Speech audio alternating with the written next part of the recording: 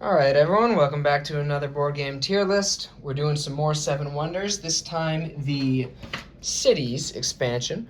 So we're going to review what comes in that and put it all into a tier list. I do like this expansion. It basically just adds cards and wonders. It doesn't change the mechanics at all. Except that the cards do have some new mechanics on them, if that makes any sense. But it doesn't add an extra phase or anything. Just adds more cards to each phase. I think it increases the player count to 8, which is kind of cool. So in each age, you would add a number of cities cards equal to the number of players. And then they do all sorts of different things. So it also comes with some guilds, a couple boards, and some leaders. I already reviewed the leaders in the leaders tier list. Start by looking at the boards. Petra. Side A, you get a clay, and you just get points. And you spend money for the points. 7 money for 7 points is good value. At the end of the game, you'll get 1 point for every 3 money. So obviously 1 for 1 is a lot better. But it is expensive to try to get 7 money, so it is kind of hard to do, but if you can, it often is worthwhile. And then the B side, the first stage actually introduces one of the new mechanics. This makes other people lose money. So when you build that, you'd get 3 points, and every other player would lose 2 money, which is pretty good. Kind of expensive. And then this one is very expensive. So everything I said about the 7 for 7 applies even more to the 14 for 14. I mean, good value. That's a lot of points, but super difficult to do. You have to really plan around that and work for it. Is it worth it? Maybe sometimes, sometimes not. I think all in all, Petra's a B. I'm not happy when other people are playing it. I know I'm going to lose money. But I've gotten some good effectiveness out of it, personally. Byzantium gives you a stone. A side is pretty standard, except for this middle introduces another new mechanic from cities called Diplomacy. So when you build this, you get a Diplomacy token, which basically opts you out of the military combat for 1 age. And so then your neighbors, instead of fighting you, would fight each other. So it's ironic for a mechanic called Diplomacy. You'd think it would be a nice thing. Really, Diplomacy hurts your neighbors more than it helps you. It avoids you getting 2 negatives. So basically, this gives you 4 points.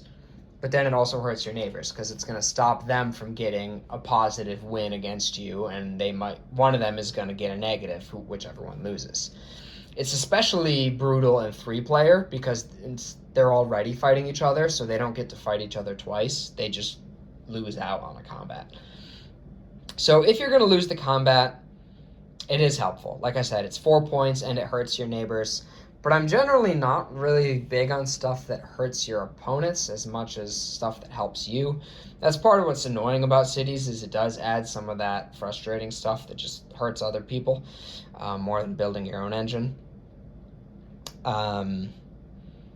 And yeah, it only is good if you're losing the combat. If you're winning the combat, it just literally hurts you. It doesn't do it's not worth building that stage, so then you're kind of just stuck. So if you get Byzantium as your board, you kind of know, well, I guess I have to lose at military this game, which stinks because you want to be rewarded for doing something that you want to do. Normally you want to win military, you don't want to lose. And the backside is the same, except that there's just 2. So, I mean, if you're leaning into the losing thing, I guess it's even better because you get to do it twice. But yeah, I don't like Byzantium. That's an F. I don't like, as you're going to see, I don't like Diplomacy. So those are our 2 boards. It comes with 3 new guilds. Guild of Shadows gives you 1 point for every city card that your neighbors build. Which, you're probably going to get some points out of it. I think its ceiling is not that high. I think it's going to be a C. Mourners Guild gives you 1 point for every victory that your neighbors have. So if you suck at military, this is great. This can give you, if each of your neighbors have a perfect game, this is 12.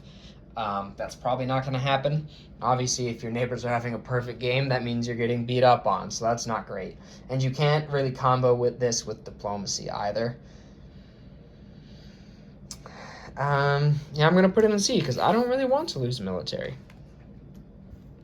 This one I actually think is very good. I know I said I don't love stuff that hurts your opponents more than helps you, but it just gives you 5 points. I mean, with this one, you're lucky if you get 5. This gives you 5 points no matter what, plus you make all your neighbors lose money. So that's essentially at least worth 6, because 3 money is worth a point at the end of the game. But then really it can be more damaging than that. If they don't have 3 money to give up, then they have to take negative points in debt, or it might just get rid of their money so that they can't build the stuff that they need later, which can be good. Plus, when you build this, it keeps your neighbors from building it, or any of your opponents from building it, which means they don't make you lose 3 money. So really, it's kind of like an automatic 7-point swing. So it's pretty much just no matter what you're doing, it's going to be good. That's the thing, too. A lot of the guilds depend on what your neighbors are doing. This one's just always good. So this feels crazy, but I think it's actually an S tier guild. And hopefully nobody that I play with watches this video, because I don't want them to build it before I do. So, those are our guilds.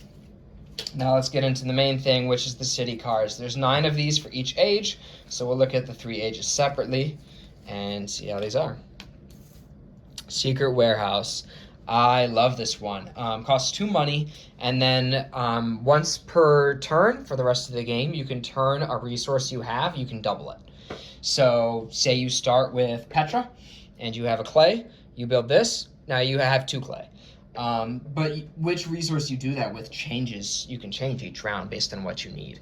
So really good for building some of those expensive cards that require a lot of brown, the heavy hitter blue cards, the guilds, late wonder stages. That's an S tier for me. Gambling Den, this one's interesting. It gives you 6 money, and it gives each of your neighbors 1 money. So better value than the Tavern, which is just the basic age 1 card that gives you 5 money, but it does help your neighbors as well, which I'm okay with. I think it's worthwhile. Obviously getting that much money at once is pretty nice. I think that's a B. Clandestine Dock East. So very similar to the trading post that we saw in the base game, except this is not limited by resource type. But it is limited by once per round. Once per round, you get a 1 coin discount when you buy from your neighbor on your right. It only costs 1 money. Pretty much always going to be helpful, assuming your neighbor builds something. So I think it's going to be A. I don't think it's quite as powerful as Secret Warehouse, but that is one that I like. That's pretty powerful. And these are the cards that I'm saying, if you get something like Hatchet's Put, you're just getting free resources, and it's kind of nuts. It can kind of scale. When you get a bunch of those, you can just get a lot of stuff for free. Dock West. Same thing, just points to your left. Residence. So diplomacy. So if you're losing military, this is worth 3 points, and it hurts your neighbors, which is fine, but it doesn't actually hurt your neighbors that much because this is the first age, so they're only getting 1 point for beating you. Yeah, it's gonna be F. Gates of the City, 4 points, which is pretty good. Normally, like the blue cards in age 1 are 2 or 3 points. So to get 4 points for 1 card, it's like, okay, now we're talking. It's not necessarily cheap by age 1 standards, but I think getting 4 points is worth it. So I'm between B and C. I'm gonna go C. Militia, this one's pretty expensive, but 2 shields in age 1, I mean, you're pretty much guaranteed to win that combat. And then obviously it's going to help you win more and more combats in the future as well. So I think we'll go B. I actually don't find myself building these that much, but as I'm thinking about it intellectually, it seems worthwhile. So maybe I should build them more. We'll put it in B. Hideout.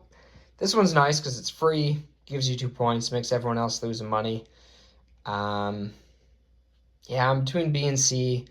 I don't love stuff age 1 that just gives you points. I'd rather get stuff like this that builds your engine, but it's an easy, helpful thing. Yeah, we'll go C. And the mask, this is a new symbol that lets you copy an opponent's science icon. So at the end of the game, you would look at not just an opponent, but specifically a neighbor. You can, if your neighbor has a tablet and you want a tablet, this is a tablet. So it can be super valuable if you're going for science. We know one science symbol can be a huge difference maker. And it kind of gives you choice because you can choose from what your neighbor has when you see what you need at the end. Makes it hard for them to hate draft stuff away from you. On the other hand, it is dependent on your neighbor. You can see we've played this game a lot by the ripped up cards. It is dependent on your neighbor. But yeah, I think if I put the science cards in S tier for age 1, I think this has to be 2. So that's our age 1 city cards, I guess I'm just not big on stuff that's just giving you points. Big on stuff that's building your engine. Also, science is just powerful. All right, let's clear that out. And we'll get into the age 2 cards. So again, there's 9 of them. You would do 1 per player. So this is just like the Gambling Den, but even more. You get 9 money. Your opponents each get 2. You do have to spend a money, which is kind of odd, so you're only netting 8. I know it feels like it should be B, but I'm actually going to put this one at A. I think 9 money is just so much that when you can get that much of something all at once, it is a big deal. All right. Again, 3 shields is a big deal. Very expensive, though. Oh, I'm trying to remember what the one was. In the first age, it costs 3 money. So this costs 1 money more, plus a papyrus for 1 more shield. I think at this point, it doesn't feel like a guaranteed win anymore, which is why I'm going to put it in C, because at this point, people can start to build more. They get a couple 2s, then you're still going to lose. All right, this one's 4 points, and each opponent loses 1 money for every military victory that they've won, which is kind of funky. At this point, the most they could have won is 2. So, some opponents are going to lose 1 or 2, some are not going to lose any. Obviously, it's better if you lost in the first age, because then your opponents will have more wins. I kind of mentioned this with that one guild earlier. I am kind of motivated sometimes to play these, even though I said I care more about helping myself than hurting my opponents. But by playing these, I'm helping myself because I'm keeping it away from my opponents so they can't hurt me. I still think it's just C, though, because I don't think they're going to lose that much money. And 4 points is, 4 points. Some more diplomacy. So this one's probably going to be worth 4 points, and then it hurts your neighbors. If you suck at military, if you're good at military, it's worthless. So F. All right, this one is worth 2 points, and then your wonders stages are free to build for the rest of the game. So this one's awesome if you have Giza or something like that. But I don't think I love it. 2 points is obviously not very good by itself. So it would have to be a pretty big difference maker in order to be worth it. And the wonder stages aren't that expensive. Normally, if you've built a good engine, you can play them anyways. So I'm going to put that in F. I don't think it's very good. Spy Ring. So same as the first stage one, but more expensive now.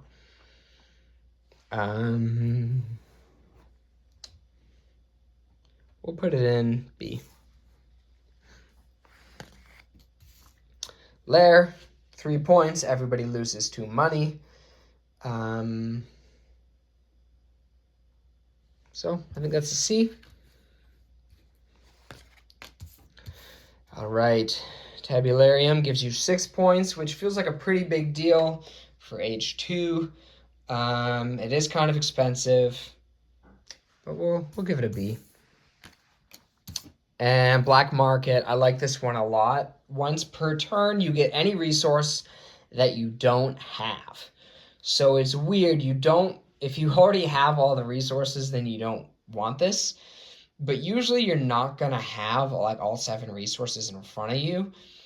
A lot of times for me, this is super helpful for getting the gray resources because I don't necessarily want to build all the gray cards, but this is a way to make sure I have access to them. So I do think this is going to go S. I'm all about these cards that are helping build you up. Even though it's second age, you're still building up, and that one's pretty powerful. So this round didn't feel as good. A couple in F. Yeah, we have more in C and F than we do in S, A, and B. So I don't know. Let's see what we got in the third age. It may very well be that the first age city card. First stage is when the city cards are most valuable. All right, Brotherhood looks pretty creepy. You get 4 points. Everybody else loses 3 money. So again, that's kind of like a net gain of 6. Yeah, sure. That's a fine card. This one gives you 1 money and 1 point for every military victory that you've won. So if you have a perfect game, that's 6 points plus 4 money, because you have to play this before the third military round happens. So 6 points and 4 money. I mean, yeah, that's pretty good, but that's only if you have a perfect game. If you're not doing well, then it's obviously worthless. But I actually think it's an underrated card. I always take note of this one when it comes up, and I usually don't build it, and then it comes back around to me and I build it. Because I think people don't always use it, but I think it's pretty good. Builders Union gives you 4 points. Everybody else loses 1 money for every stage of their wonder they've completed. So theoretically, yeah, this one at its best is this one. But it's probably not going to be quite as good. So it's kind of just a slightly worse version. Because normally there's 3 wonder stages, but probably not everyone's going to have all 3 built at this point. Ooh, this one's nuts. 5 shields on 1 card is bananas. Super expensive, though. I have a hard time with these. I always kind of hope that this one's not in the game, because if it is, then I know my opponents could play it and beat me at any point. But I don't really want to play it myself because it's so expensive. But you have to if you want to win, because if your opponents get it, it's gonna be really tough to overcome that. So I do think it's an A because it's really powerful difference maker for the level 3, age 3 combat, which is worth a lot of points. Capital is worth 8 points, so that's obviously, one of the strongest cards in the game. I do think it is more difficult to get than the Palace, but 8 points is 8 points, right? I think I'm going to put it just an A, not an S, because it is expensive. And also, I think there's a lot of things that combo with blue cards that don't necessarily combo with black cards. So even if they do the exact same thing, sometimes I prefer to play the basic colors. This one gives you 1 point and 1 money for every black card you have. So obviously, it just depends how many of them you've built. It's pretty cheap. It's probably going to give you something. So yeah, we'll put that in B. Embassy.